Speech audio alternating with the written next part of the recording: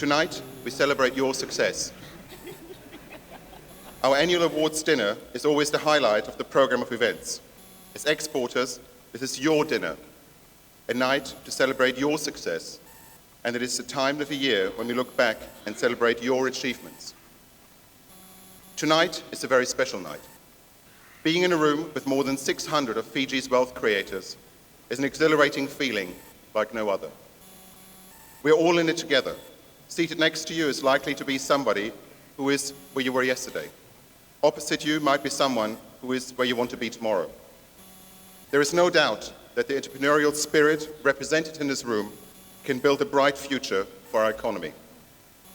All of you here this evening are running real growth companies, which are the lifeblood of our economy.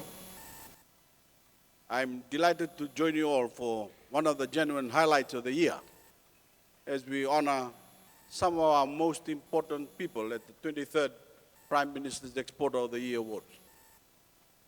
All of you in this room are the driving force of our economy, the men and women taking Fijian-made goods and services to the world, and earning us the export dollars that are building our nation's wealth and creating prosperity for every Fijian. Tonight, we single out those who have made an outstanding contribution to our export effort over the past 12 months. But while we celebrate their individual efforts, I personally regard every one of you as winners. And let me tell you why. In the past 5 years, Fiji's exports have grown by more than 30%, from $1.6 billion in 2010 to $2.3 billion last year. In other words, the value of what we are selling to the rest of the world has increased by almost a third. And all this is thanks to you, working in partnership with the government and our other agencies to take the Fijian-made brand to new heights. So I want to begin the evening by asking for a big round of applause by everyone for everyone.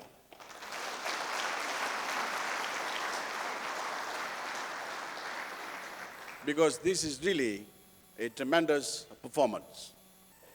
Ladies and gentlemen, Your Excellencies, many of you will have spent the past 36 hours digesting the provisions of the 2016 budget, how it affects you all in the business community, and how it fits into the overall national strategy. After the speech in Parliament yesterday by the Attorney General and Minister for Finance, I just want to say this. The 2016 budget is bold.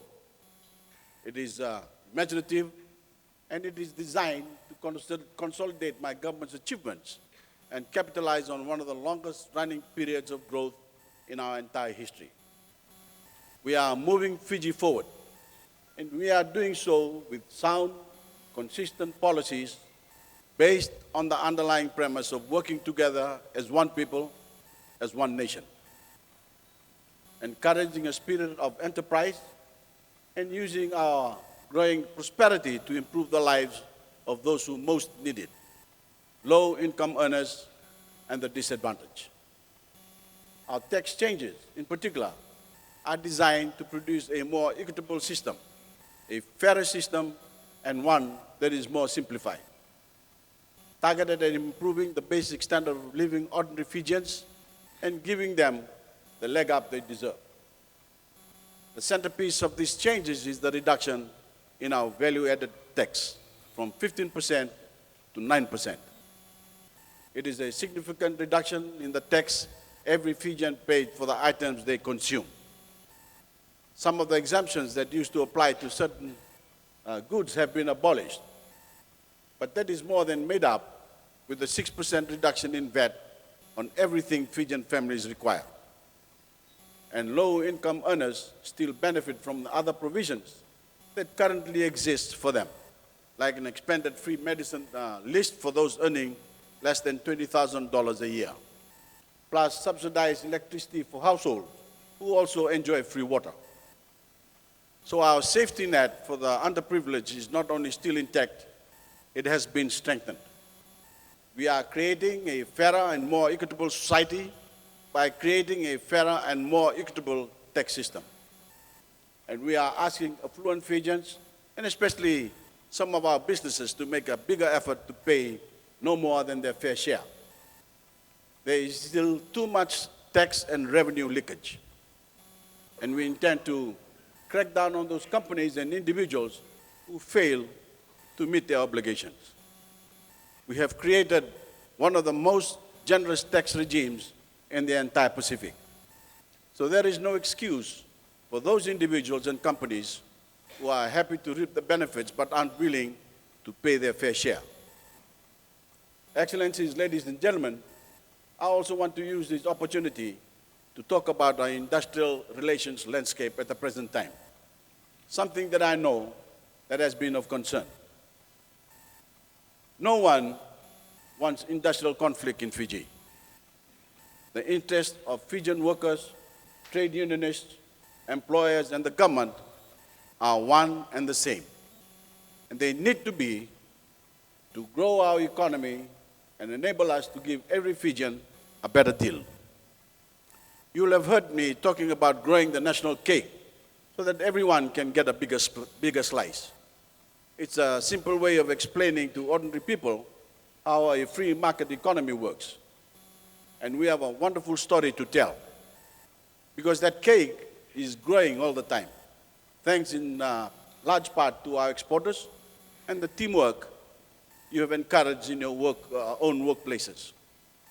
As you know, last year, our economy grew by 5.3%, eclipsing the performance of our bigger neighbors. We didn't do it by having conflict in the workplace. We did it by working together. So I appeal to those in the union movement to work with us rather than against us as we strive to improve the standard of living for every Fijian.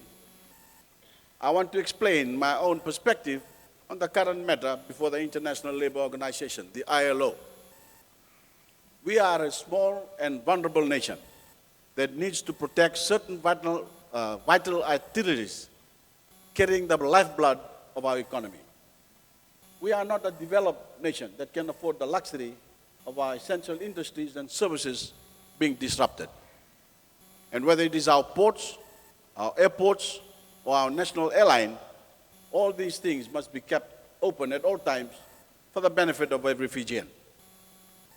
Excellencies, ladies and gentlemen, we simply cannot allow a relatively small group of people to hold the nation to ransom by misrepresenting us and our circumstances to the rest of the world and disrupting our industries and services.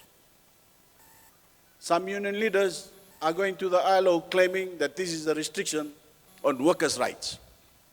But this is simply not the case. Employees under the amended provisions have the right to choose to join a union or not, whether they are in the essential industries or not. Employees in all sectors have the right to collective bargaining. Employees in these sectors, like others, have the right to have their union dues deducted from their check-off system.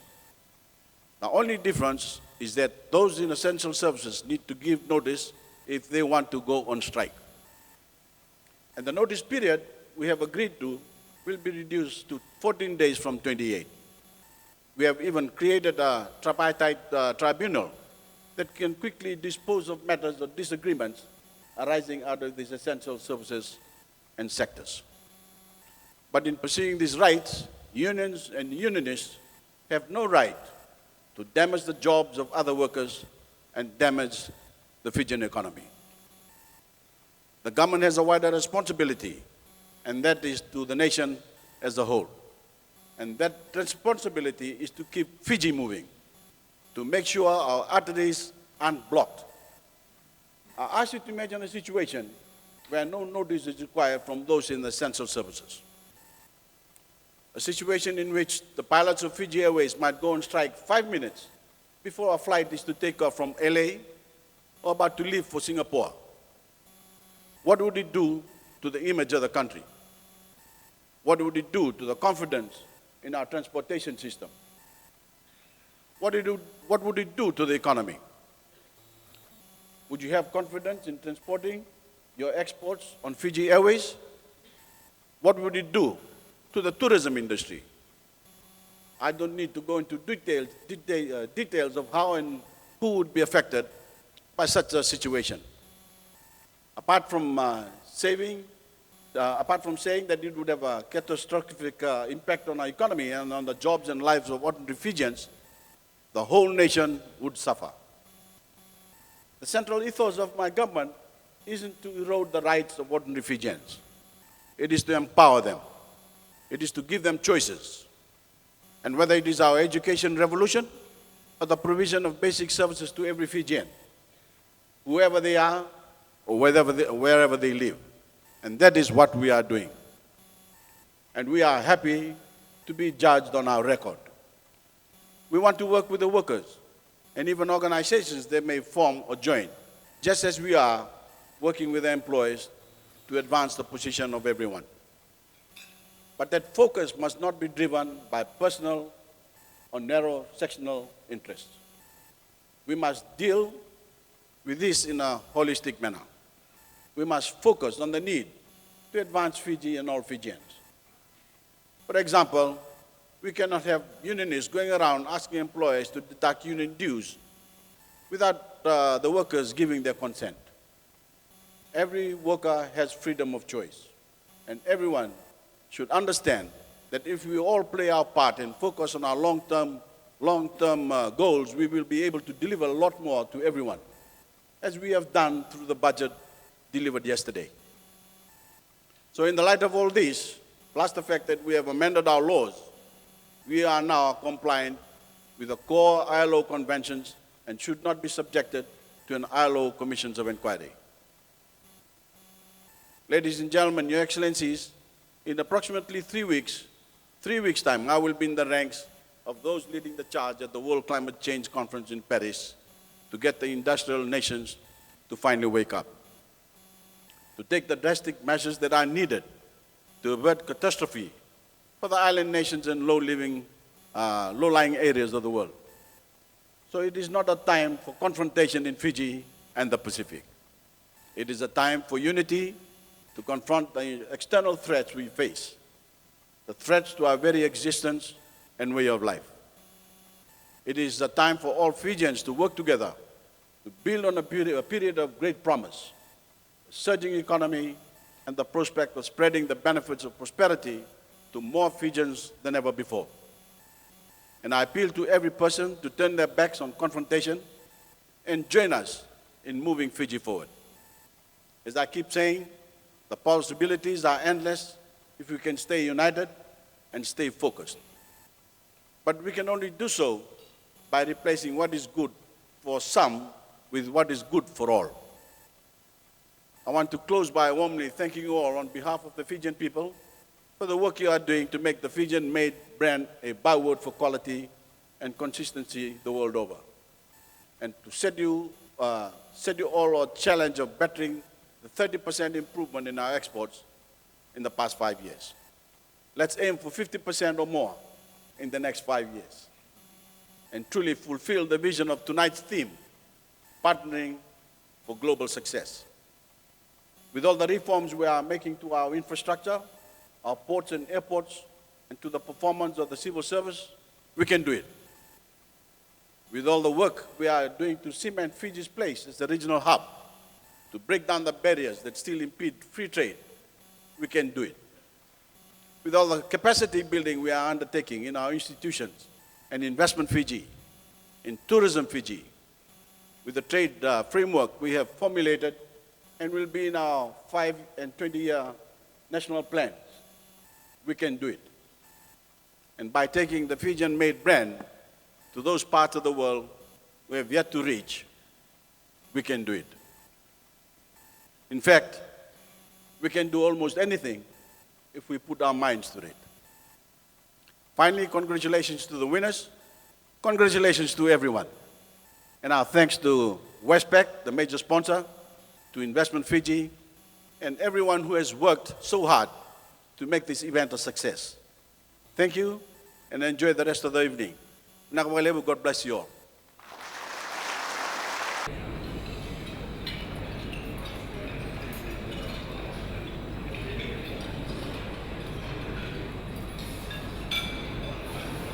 Fiji and other Pacific islands, as well as GPS vehicle tracking services. At Fiji, we employ and train 100% local people.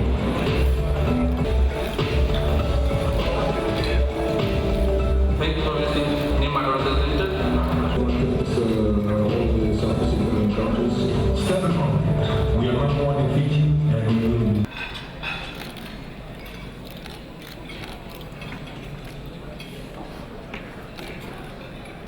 As far as the US, Australia, China, and many smaller markets.